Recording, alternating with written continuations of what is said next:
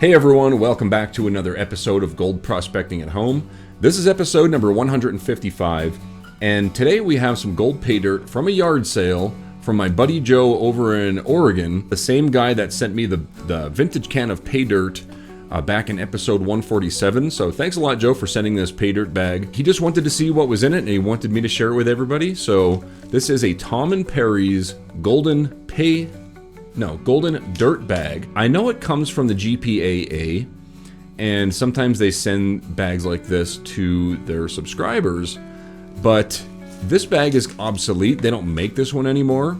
So I went back to one of my old videos where I actually was doing a Tom & Perry's pay dirt, and luckily for us, I was scrolling through that video and I found it. It's right there. You can see right here's the bag. They cost $14.95. And this video was from about 4 years ago, so I know that this bag is probably around 4 to 8 years old. And yeah, Joe found it at a yard sale, sent it to me, and I never did this one, so that's awesome. Thanks a lot, Joe. Let's take it over to the panning station. We'll chop it open, and we'll see what kind of gold we get.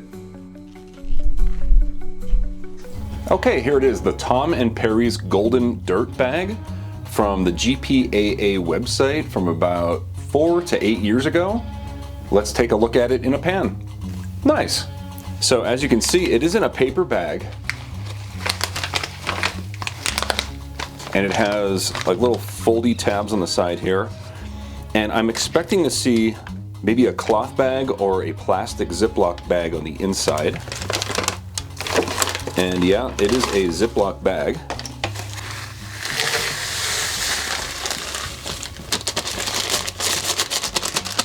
All right, looking down on the material, first thing I notice, there's a branch.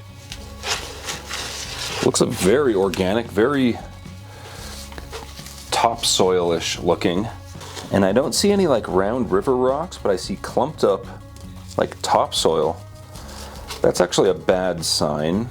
Now this kind of concerns me because gold isn't naturally found in topsoil like this. Gold is found, on bedrock where there's no organic material at all.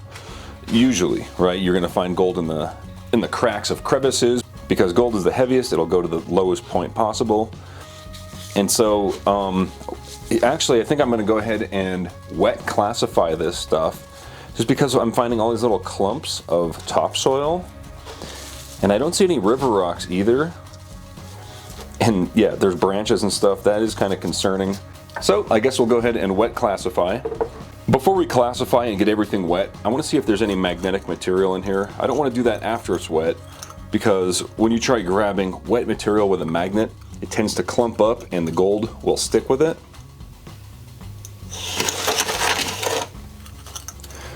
Yeah, there's no magnetics in there anyway. So yeah, it's mostly topsoil. Weird. I just thought of something. This wasn't actually sealed up or anything. I just opened it up, and I could easily put anything I want into a Ziploc bag, put it back in here, and then seal it up, and then sell it at a yard sale. So maybe this is like absolutely nothing, because I don't remember the Tom & Perry stuff being like that, but whatever. So like I said, we'll just go ahead and wet classify this stuff. If there's no gold in it, we won't hold Tom & Perry's accountable. At this point, it's a big question mark. We got a lot of floaty stuff happening here. I'll add some jet dry to break the surface tension of the water.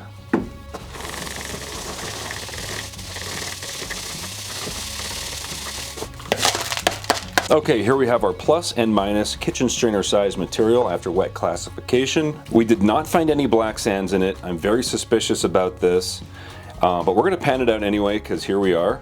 So let's bring over Crusty Rusty.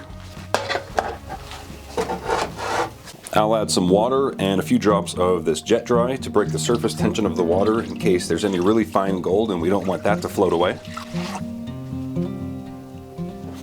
All right, first up, we have the plus kitchen strainer size material. And I just want to get a closer look at this. And it kind of felt like vermiculite, like extremely light rocks. I think it's just gonna pan off like nothing. Look at that. It's just free floating. Just easily washes off. There's no indication that this stuff is natural gold bearing material. Definitely not mining concentrates. It's too light. It's far too light. Look at that. It just washes right off. And no gold. Big surprise there. The minus kitchen strainer size material, it feels just like topsoil. I'm pretty sure it's just going to pan off very easily. I'm just going to do a little bit to start off, just in case, but because I mean I could pan it all at once, but this video would be over in about 20 seconds from now. But yeah, as you can see, it's mud, meaning lots of organic material. If we find any gold, I will be extremely surprised and very disappointed in what the GPAA was offering back a couple years ago, but I really don't think that this is gold pay dirt. I think it is just, I think the guy panned the pay dirt and just added garden dirt to this bag. But you know what? I might be wrong. There's actually gold in this. Man. So I've done a lot of pay dirts before.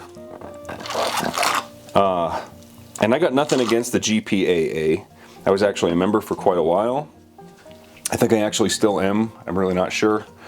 But it may have expired. But yeah, this pay dirt is really, oh man. Yeah, look at that. It's topsoil. It is topsoil. Everything that you're not going to expect when actually panning for gold. Yeah, I'm starting to think that it's actually from the GPAA now. Interesting. Anybody from the GPAA, if you can confirm that this is material from you guys, just leave it in the comments so we all can see that. But that's interesting, huh? Why not just use some river material? Use something real. Don't use topsoil. Use something from the river where you're going to have your black sands and your actual, the same experience as you would at the river. I mean, I still have to pan it. You still have to stratify, but it washes right, like it washes off instantly. There's no challenge. Like this is supposed to be a gold training bag, but you're really not going to learn anything from it. But there is some gold in it. Just a small amount, just like some flakes and stuff. See? I don't know, maybe I'm spoiled or something, but it just seems really kind of not that great. Anyway, never thought I'd get mad at a bag of dirt, but here we are. All right, I'm just going to pan the rest of it out. It literally took me maybe 5 minutes to pan this stuff out. Like there's absolutely no challenge or anything like that. It's just topsoil. Wow. Nothing in the last pan.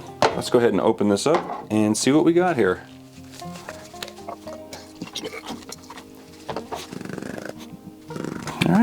All right, so there's our gold. You can see it's mostly flakes, probably $4 or $5 worth of gold in today's value. But I would guess, you know, 6 years ago when they were selling this for $15 a bag, it's going to be worth half as much as today, because today it's $2,700 an ounce. 6 years ago it was, you know, $1,200 an ounce, so less than half the value. We'll do the math. We'll see what it's worth today, and then we'll see what it was worth 6 years ago. That way you can kind of get a better idea of what the expected ROI from 6 years ago was. So I'll dry this out, weigh it up, and we'll get a value on it.